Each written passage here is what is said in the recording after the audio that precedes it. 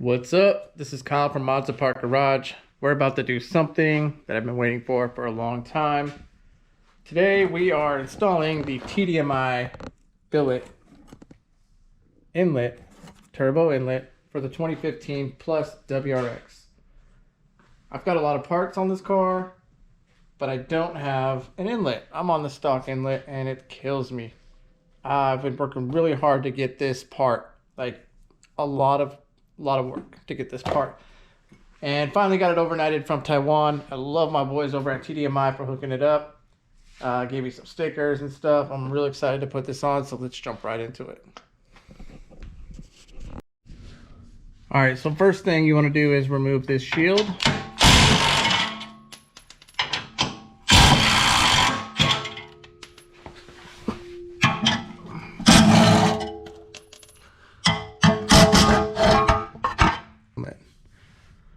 All right, so next step, we want to loosen up the intake to get access to the bolts here and here with an extension. And then we're going to go ahead and start taking off hose clamps, etc., charge pipe, bypass valve, you name it. And we're going to get right into putting on this new inlet.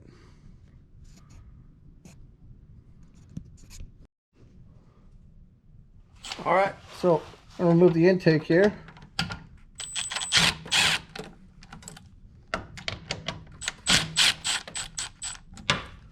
All right.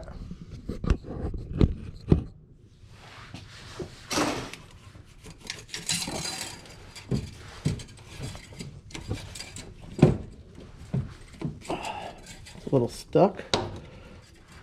Stick your fingers in there. All right. Let's see if we're dry. Pretty dry, actually. So I'm running catch cans. I don't have any oil in my system. Prefer to keep it that way.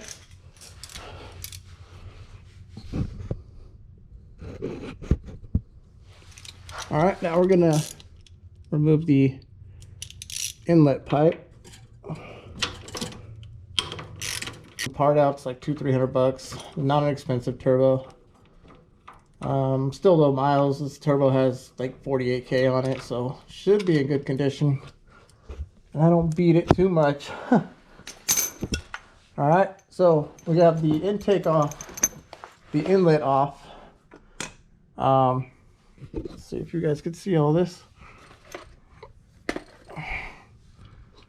All right, so now we need to disconnect bypass valve.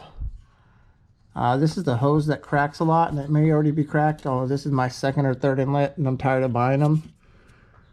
We'll get this off, and we'll start swapping over parts.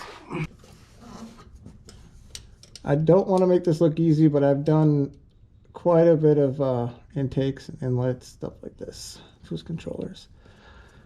It's not as hard as you want it to be. You just gotta kind of go for it, I'd say. So now we're going to leave the bypass valve up there. We're just going to pry it down, and boom, we are out. All right. So still need to disconnect the boost controller.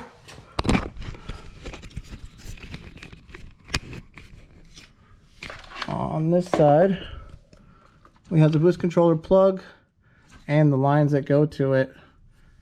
You kind of want to keep zip ties on it. I don't know if you can find hose clamps that small, but what I'm going to do is I'm going to cut these zip ties, and then we'll put new ones when we're done.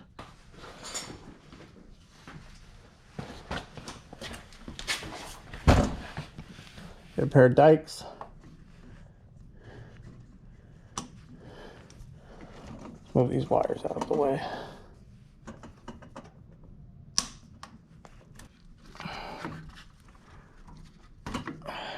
This one, we're just going to wrap it here. We know that this one goes on this side. This one, wrap it here. Now this one goes on this side. So there is boost control solenoid. Gonna go ahead and cut this zip tie too. These aren't stock zip ties, but I put this stuff because I don't like a mess. Oh. All right, now we're gonna unplug this guy.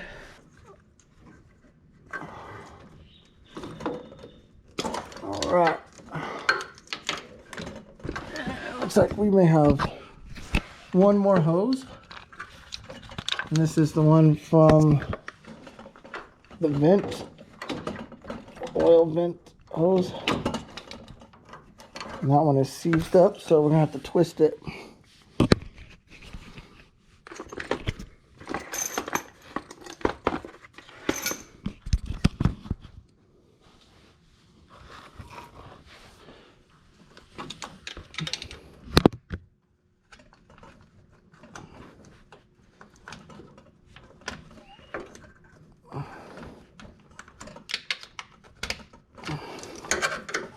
And there we go. Our inlet is out. Do a quick inspection, see if we have any splits. This one's only been on about 10K. Bone dry. Very little film of oil, pretty much nothing. You want to take this gasket out. This is going to go in the new inlet. And then remove your boost controller. Alright, we're back. So here's our new inlet. Super shiny. One piece billet aluminum. Take this gasket from the stock inlet. Just slide it into here. Make sure that you line up the indentation tab.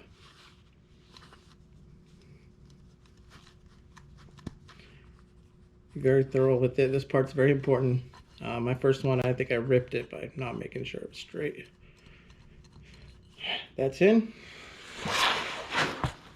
Now, just gonna do a side-by-side comparison.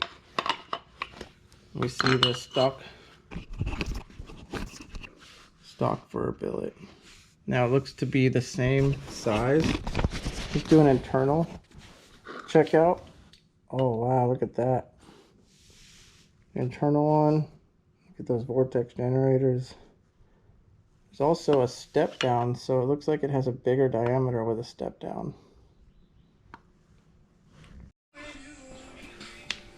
Okay, so if you have a 15 through a 17, you're going to need to delete this guy. What you do is look inside this plug and pull those pins out with some needle nose pliers. Okay, once you do that,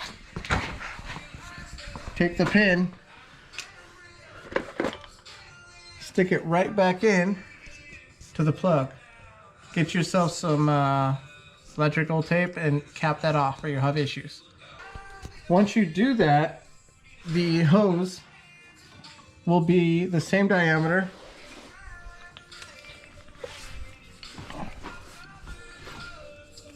as the one you took out. So on the new inlet will match the plug of the white connector. We're gonna plug everything in. I wanna move this intake hose back so we have room just by like cupping it and pushing it back. Okay. And we're gonna do the BPV hose first. Actually,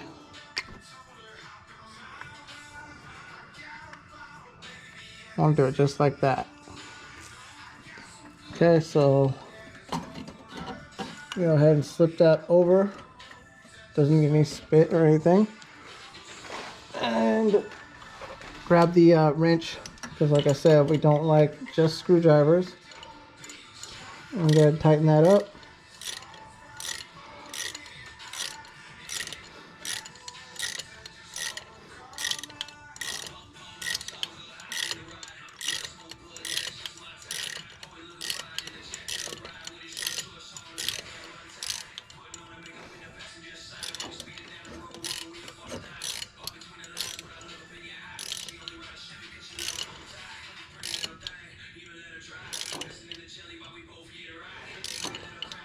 I like my stuff tight, you know, 5 Kyle foot-pounds.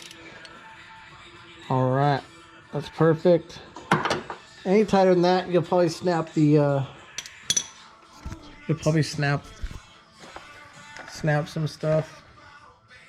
All right, so we're gonna go ahead and get this plug over this one. Now it's not long enough, so I'm gonna give it a little tug. After you disconnect it from that little clip, they'll let you tug it some more. And then it should slide right over. I don't even know if you can see all this. But we got it all the way down. And yes, I'm going to put some zip ties on this. All right. So we got both hoses on. All right, so we got some zip ties on there. You can go ahead and clip those ends off.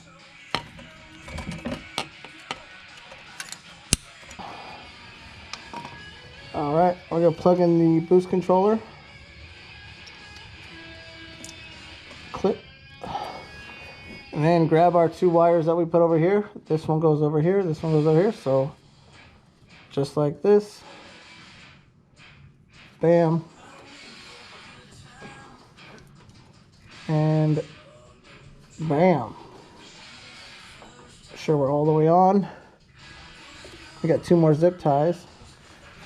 And this is just a safety precaution, but it's a very good one. Alright, so all we have left to do is connect the 10mm bolts and the hose clamps, and we are good to go. Alright, so now we got some hose clamps here, sorry, zip ties, here and here. We got another one holding up the clip that we pinned. We're going to tape that off in a minute. The boost control solenoid is plugged in, so we are all connected up. Only thing we have left to do is hook up the intake and then screw in the manifold with the two 10mm bolts, and we are money.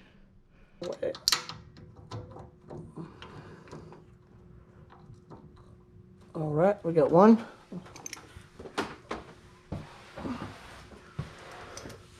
The other one is on this side.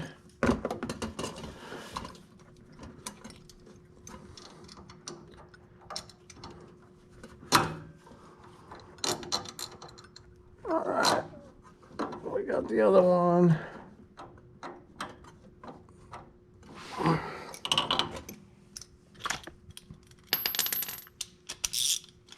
And we're going to go ahead and tighten our inlet bolts.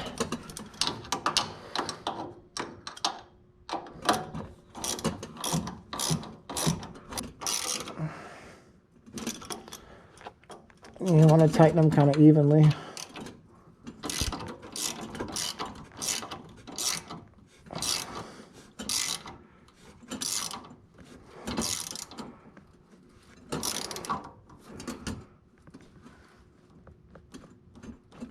All right, we'll do 10 cowl foot-pounds.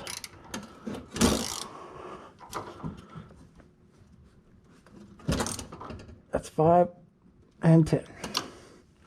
All right, just to confirm we're flush. I'm gonna feel on top, make sure our gap is still correct where that flange was. All right, and we were getting close. I'm gonna go ahead and fix our blow-off valve and tape off that wire. We'll be back. Okay, fast forward to us getting a new bolt for our blow bypass valve. We have the sensor taped up right there, and the hose clamps are back on, and the inlet install is complete. Everything is tight, 100%. I mean, pretty straightforward. It's kind of a fun install, to be honest, not too hard. Let's fire her up and see what this FA20 is going to do. Stay tuned for more. Okay, we're back on the ground, and we're getting ready to fire up the Neocorn 428 horsepower M-tuned beast. Full bolt on, stock turbo, stock block, minor upgrades, extensive upgrades, special upgrades. Here we go, about to fire her up. I'll go ahead and just leave you guys right here.